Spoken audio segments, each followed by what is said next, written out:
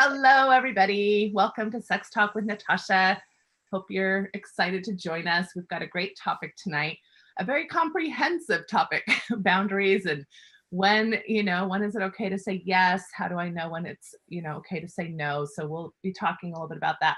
Before we get started, I just want to say, so our guest tonight, her name is Jayanne, and she is actually a yoni egg distributor and has very graciously been willing to be part of a giveaway. So she's going to be giving one of these yoni eggs to anybody who's a subscriber to the Patreon Sex Talk with Natasha page. So that's another incentive to become a subscriber tonight, other than obviously all the great resources that we've been providing over there, which, by the way, this week includes my amazing sexy voice. I don't have a really sexy voice, but every now and then I can pull it off. And we just turned it into 30 sexually positive affirmations. I was kind of turning myself on as I listened to it. I was kind of cracking myself up. Anyway, that's one of the resources that's available to you as far as having positive mantras to yourself over at the Patreon page. And then one other thing I wanted to say, anytime we're going to have several giveaways throughout this program. In fact, we're starting a monthly giveaway. And sometimes there'll be products, sex toys or products. And so a really small disclaimer is that I'm not an official sponsor for any product. I will not get any type of financial reward for giving away any product. In other words, I don't have a relationship with any company that's giving me a percentage for getting certain products out there. It's just products that maybe I've heard of or think might be helpful and hopeful to be helpful. And especially, again, with anything like a yoni egg where you're going to insert something into your body, you want to just make sure you're following directions of the product, make sure that it's aligned with, whatever healthcare you might be having a part of, etc. So just a disclosure that I'm not responsible for those types of issues when it comes to products. But before we get started, Ashley, why don't you take it away as far as giving us some more information? Welcome, everybody. We're super excited to see everybody's back. And for those that are just joining, both on Facebook as well as Patreon, just to give you a quick rundown of the format, we're going to take the first about 15, 20 minutes where Natasha will give us some education on the topic, where we're talking about boundaries and specifically when to say yes and when to say no. And after that, we're going to pull Jayanne back on, and she's going to ask Natasha some questions for about 20 minutes. And then the last 20 minutes, we'll open it up to patrons and audience. So if you have any questions at all, go ahead and direct message us, email us at sextalkwithnatasha@gmail.com. However you want to reach us, we have lots of ways you can reach us. Send us your questions and we'll answer them. Also, we'll do the first 30 minutes for free on Facebook. So please go ahead and enjoy watching. And then after that, we're going to cut the feed and we'll finish the rest of the hour off on Patreon. And to become a subscriber, just go to patreon.com/sextalkwithnatasha.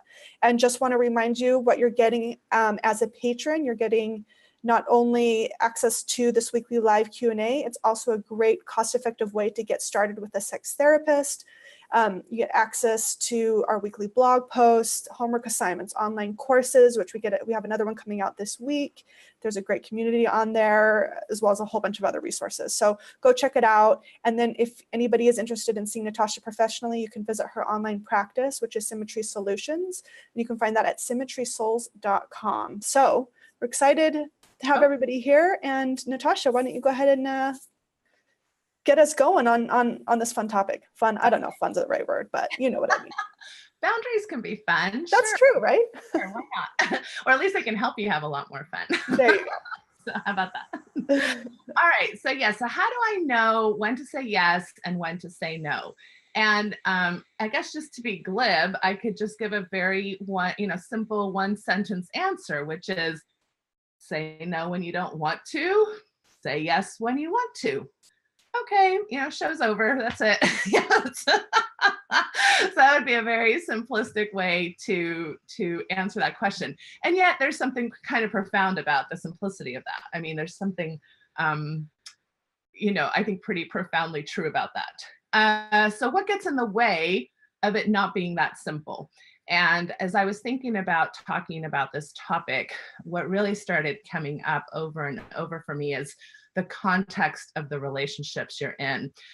Because depending on whether or not you're in a long-term relationship, whether or not you're in a casual, short-term dating, just starting relationship, whether you are in a safe relationship, meaning that there's no violence or coercion, whether or not you're in a part of your relationship where maybe there's a lot of conflict or things are kind of fairly, easygoing. So much of that has to do with some of the answers that I was coming up with. So I'm going to try to simplify this, for a 10-minute discussion into 5 different ways that this question comes up. So the number one thing is, I don't want to, but you do. So in other words, some type of difference in the relationship you're in where I'm lacking desire or motivation, but you're not. So that's a very kind of classic libido difference, desire difference, all different kinds of reasons why that might be happening. The number 2 is, I want to, but you don't, or I don't think that you do. In other words, I'm getting mixed messages. Like maybe you're saying you do, but you don't seem super enthusiastic. A very typical example of this is, duty sex, where one person is maybe saying yes, but the other person's not necessarily getting the message that there's a lot of excitement or desire behind that yes. So that can be one of the reasons. Number 3 is, I want to, but I don't think I should. Okay, so that's another one. And I'll talk a little bit more about each of these. Number 4 is, I don't know what I want, haven't quite figured it out, so I'm just kind of confused. And then number 5 is body issues. And what I mean by that is, my body wants to, like I'm noticing arousal, but my brain isn't really into it. Or my brain is into it, but my body isn't following suit. So in other words, I have desire and I'd really like to get with the program with somebody, but my body isn't becoming aroused. Like I'm not getting an erection, or my vagina walls aren't lubricating, or things of that nature.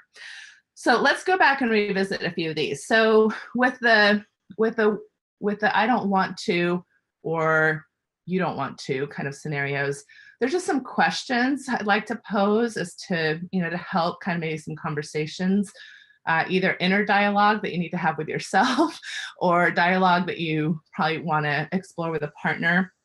So one of the things is that, well, is it just not enjoyable? Am I not having a good time? Is that part of why I don't want to, or why my partner doesn't want to? And even that can be kind of a 2-tiered question. In other words, is the sex not good? Because sometimes, you can have really a hot, passionate type of sex with one partner, and then with another partner, it's not so hot. So is that maybe what's happening? In other words, maybe my partner doesn't know my body or doesn't know how to arouse me as much as I'd like. Or is it not so much about the sex I'm having with my partner, but that I don't know my body? In other words, I haven't figured out necessarily how to become orgasmic or be, relax or enjoy the aspects of sexuality. So those are kind of some of the questions I'd like for you to think about. Another thing about why I don't want to, does it have to do with my libido or my drive or even my orientation? For example, there are people that really orient themselves towards asexuality. They just really don't feel like sex is important part of their life, not something they're motivated by, but they might feel some shame or maybe some pathologizing by their partners or by society at large, like I should want to. So that's, those are some questions to be thinking about. Or is my libido, like my body just has a lower drive than maybe my partner does? And that's not necessarily anything that's quote unquote wrong with me. It's just my body's wired differently. Another question to be asking about when it comes to desire is, am I stressed out? Like, what's my body life balance like? Am I running around like crazy and super stressed out about money and kids and life, and then expecting myself to be in this space of desire? And then another thing I'd like for you to think about is what's the status of my relationship? So could my desire be a function of conflict in the relationship? So for some people, conflict can be actually a little bit of a passion builder, like it makes things a little frictiony between us, and that can actually build passion. So it's not that all people who are grumpy with each other don't have good sex. But for a lot of people, if I'm upset with you, if we've got these kind of chronic marital issues or long-term relational issues, it makes it harder to then relax into this space of pleasure with you. So those are all kinds of things to be thinking about just in those first 2 points of, is it something like I don't want to and you do, or you don't want to and I do? As far as I think a big part of the I don't want to, but you do script is also how polite you are and whether or not you are really thinking about this idea from my needs and my wants aren't as important as yours. This stereotypically in our culture can happen to women because women are socialized to be caretakers and comforters and nice people, but it can happen with men as well. And so what is it like for me, even if my partner isn't pressuring me or being rude about my no, do I just feel this sense of like, it's my duty, or I'm not kind if I don't? And those are not necessarily spaces that the good passionate type of desire tends to come from. And so anytime you have pressure, things like that, it can be a problem. Another thing I want to think about though, is if I do say no, has there been some level of quote unquote punishment for that? From anything from my partner being moody and disappointed to actual like fear, like coercive manipulation or things of that nature. So when you've tried to say no in the past, what's been your experience? And is that playing into your current dynamics? Another thing I'd like for you to be thinking about. And as far as the third point, whether, I want to, but I don't think that I should. So I'm trying to, again, simplistically turn that into two different things. One is maybe I want to, but I don't think I should for okay reasons. Maybe I'm not ready to become sexual with this person. I don't feel connected enough, or I don't feel like maybe it has made to do with my values. I want to wait till I'm married, or there's a variety of reasons why you may, your body may be aroused and you may want to go and have some sex, but you kind of push the brakes, and that's okay. Reasons why I think it's not so okay is when there's some type of sexual shaming or inner kind of shame about the type of thing you want to do. So for example, if you are into a fetish or a fantasy or something that you feel maybe is abnormal, and you're feeling a lot of shame about even having that as part of your erotic template. And so those are not necessarily reasons or healthy reasons why not to do something. You want to try to have space to explore what that's about, why you feel guilty about what you're thinking about. Is that guilt really necessary, or is it just kind of a cultural taboo that, that we've made it difficult to talk about just in general in our society? And then, excuse me. The last part is I really want to normalize this body issue. So it's very, very typical. Really look forward to an event, want to have sex, want to connect in that way, and they feel like their body fails them in some way. So like my body isn't responding the way I want to, or that they can be really confusing if your body is responding, but your brain doesn't want to. And probably the most difficult cases where that happens is where there's some type of sexual assault going on and your body is having an orgasm or seeming to enjoy or getting aroused or things of that nature, but you're not in a brain space. So that can be very confusing. Like, am I liking this? Especially when it comes to things like date rape and things where you're connected, have a connection with this person that the assault is happening with. That can really leave people feeling confused. So I just want to normalize that Your body doesn't always know what your brain is doing, and vice versa. So it can be very common to be with somebody that you really love and are attracted to. That's another very common theme, is like, well, if you're not getting an erection, you must not be attracted to me. A lot of times those things have nothing to do with attraction or love or any of those things. It's just your body isn't responding the way your brain would want it to.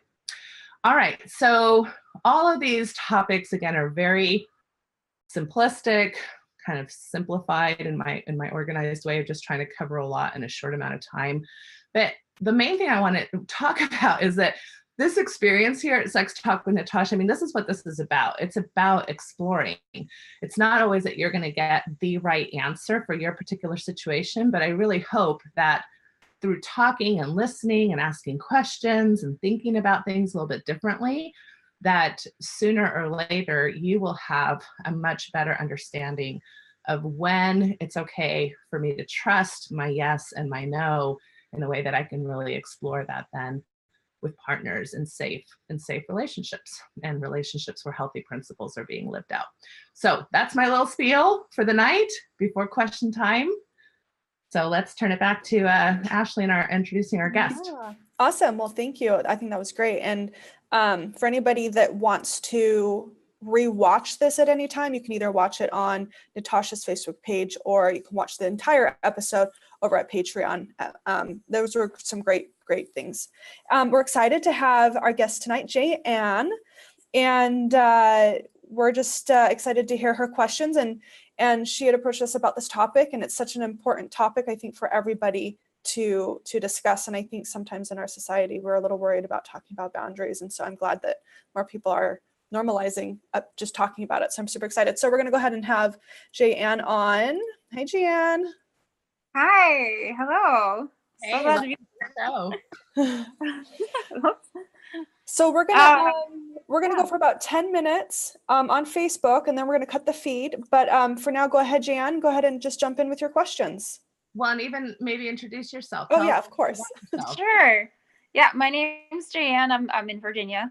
I've been on a journey for about 6 or 7 years with exploring my own self and in every sort of way possible, whether it's food or emotions, and then that led me to sexual concepts and what that means for my self-esteem. Because really the goal was to love myself first, and then my kids will be okay. And that's really how it started. I love that. Yeah.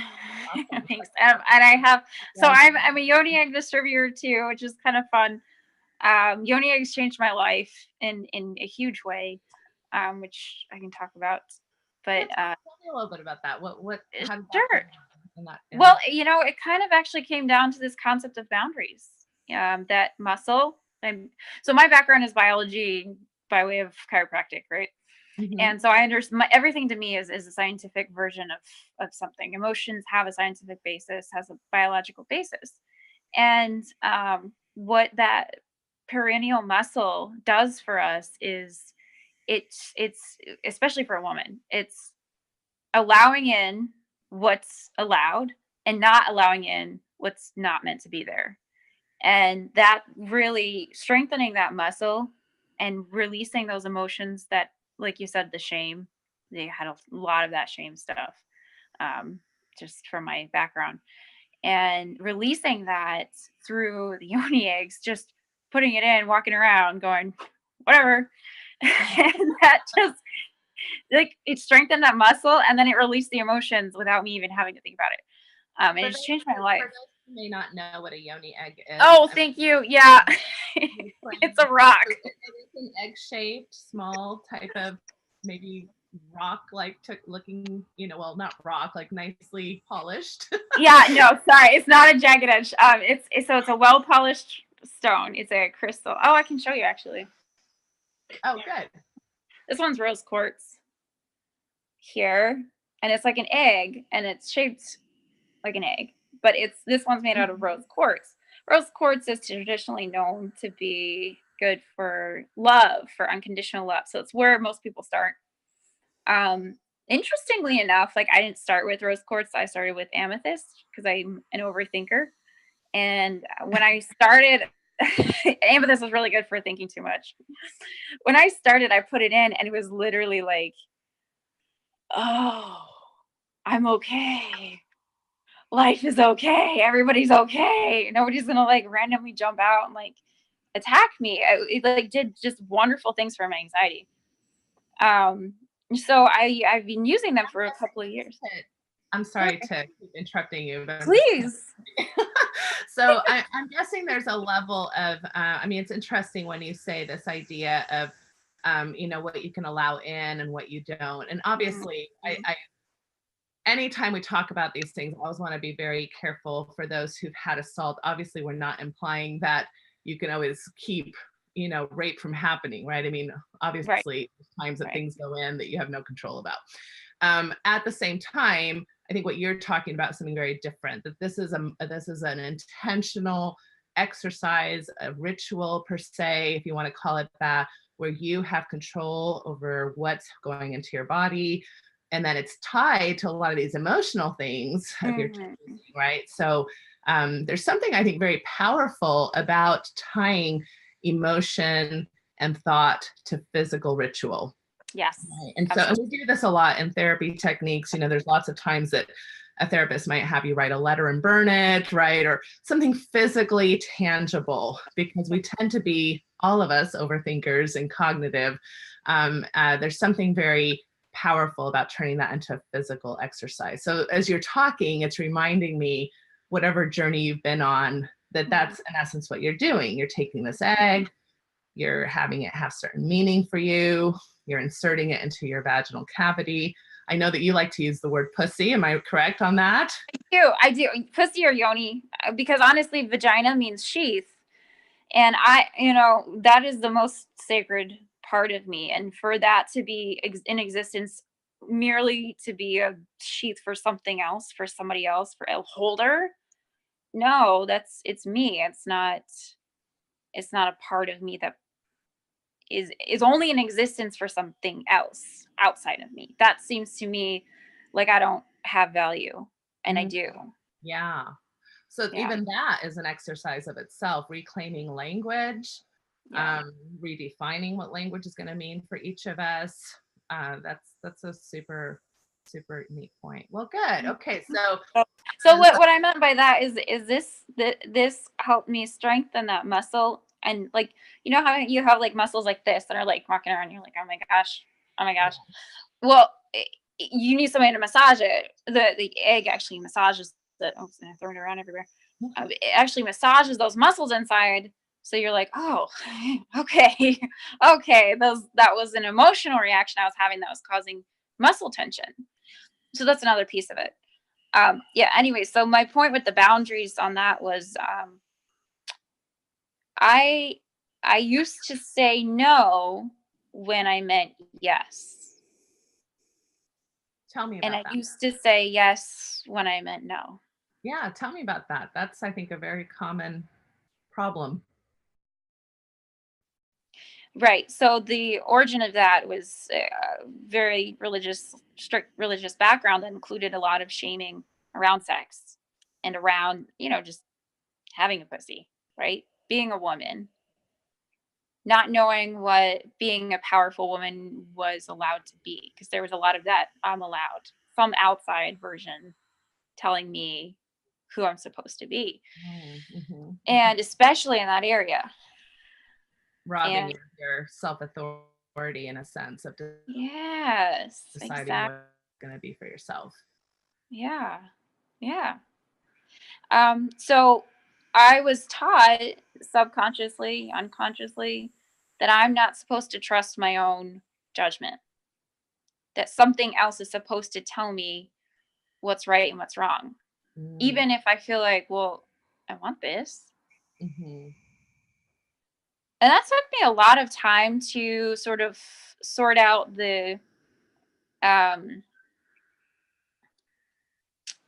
the culture of my religion and the teachings. Mm-hmm. Are you comfortable telling us what religious background you come from? Oh yeah, absolutely. It was non-denominational Christian. Okay. I call it holy rollers, but I don't know if everybody can identify with that. So it was the type where you're singing in the spirit, dancing in church, not Baptist, right? So it's non-denominational. We were not a denomination, but it was a denomination, right? It was very, very interesting. Yeah, so very, very free within the service, but outside of the service, very restricted. Very restricted. So as so far my as the use of your body, like in a sense, like in the service you can wave your arms and move and sing, and but not necessarily in your sexual life. Right, exactly. Oh gosh, there was no sexual life. Right. That was not talked about. We would go, so I had church camp every year, right? It was a week long. I mean, we had a lot of fun. We were pretty silly. That part was good. Then in every Thursday, every year on Thursday morning, or because we would have church twice a day, with chapel twice a day. On Thursdays, we would have the purity talk, where we talked about being pure, and we weren't even allowed to wear a spaghetti strap tank top. That was like, well, put a shirt on, right? And that was really frustrating because there was no talk about how to have this sexuality at all. It was just don't do it. That was the constant message. Don't do it, don't do it, don't do it. So eventually I had to sort of go, well, okay, no, I can trust my own body to make decisions. This doesn't make sense. But that took a really long time. Yeah. Sorry? If I'm hearing you right, and I'm guessing it's about time to switch. Ashley, is that correct? Yes, I was actually gonna. Okay, so let me just finish this one thought, and then we'll switch off of Facebook Live. But I think one of the things that when you say, I wasn't really taught then that how to say no or yes. In other words, a lot of this saying yes is around a certain framework. Maybe if I'm married, or if my husband wants to, right? Or if it's the right time or space, that others have put that framework for me, that they decide when I'm supposed to say yes. So those are the times I'm just supposed to say yes.